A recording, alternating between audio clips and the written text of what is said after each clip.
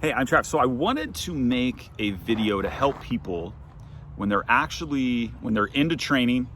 Let's say you're four or 5 months in and you're not sure how long to spend on each sport or how long you should be training each week. And that's kind of the easiest way to divide how long you should train, usually by a weekly basis.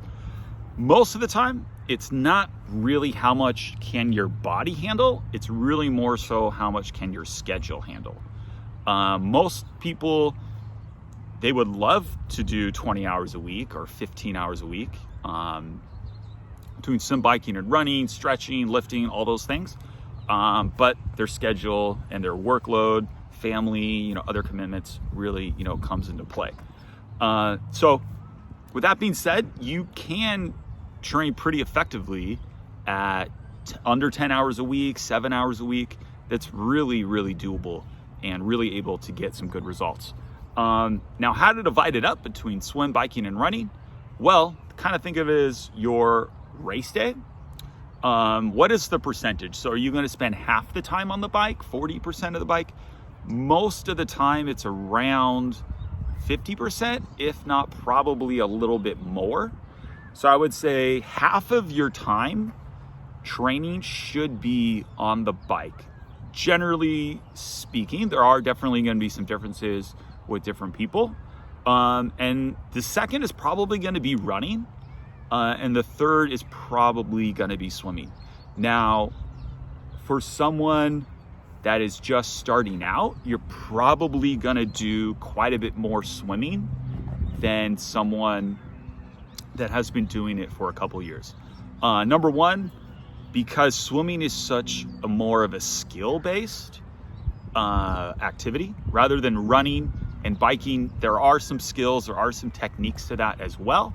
But swimming, the harder you try, doesn't mean you're gonna go faster. Whereas in running, that is somewhat is the case. When I see people swimming at the gym, one of the biggest things I always tell them is you're trying way too hard. You're trying way too hard. Just go slow. Don't worry about how fast you're going. It's just more so about the technique. And once you get the technique down, you'll be going faster and longer than you ever dreamed of. And number one, so that's for swimming. And for biking, for cycling, it's really, don't worry about the intensities or hills. If you can do hills, awesome. If you can't, don't worry about it. Really just think about some of the techniques, like can you look down at your gears and look at your gears? That's a big one that some people kind of struggle with at the beginning. Or being able to stand up in your seat. So this is really helpful if you're going over a little bit of a hill, or if you're actually doing some real big climbing. Can you get out of your seat and climb? There's a race in Oceanside where it is a very, very steep hill. It's a half Ironman, and every year that I've done it, so 4 times, I see people fall on this hill, and it's terrible. And you basically, because they're not out of their seat climbing. So that's for the bike. And can you unclip and clip your pedals? Okay, that's basically another skill that I think is pretty helpful. Being comfortable when you're going slow speeds, being comfortable riding around other people would definitely be a skill to kind of think of as well. So as far as running goes, I would say the vast majority of injuries probably are going to occur because of running. I know for myself that's true, and I know from talking to lots of other people, just running is going to be the thing that's going to injure you. So I would say as you're starting out, don't overdo running. If you, at the end of the week, feel like, wow, this is really not very difficult, you can always increase the mileage. I would not suggest jumping from 5 miles to 10 miles in a week. You definitely want to go from 5, maybe to 7. I would even say add a 1 mile a week towards like your longest run would be a blanket statement that would kind of work for most people. But just take running slow. It's going to build over time, and don't worry about thinking of everything at once. So, and kind of just sum up here, biking's probably going to be your most active, or the sport that you spend the most time on. Running's probably going to be second. Swimming's going to be last, for sure.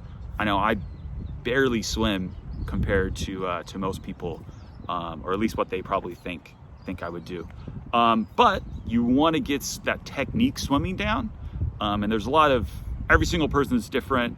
One blanket statement that I would say is, if you can do like 500-600 yards on maybe a 2-minute or 1:45 pace per 100, averaging, I think that would be a really good solid start. And then another things about swimming, don't worry about flip turns. Don't worry about streamlining off the wall. Those are skills that are helpful when competing in, competitive swimming, but you're not going to be flip turning in a triathlon unless you do the pull one. So I would say all those types of skills, don't really worry about them. You just need to worry about, can you swim in an open water, and can basically survive. I know a lot of people look at the swim, I just want to survive it.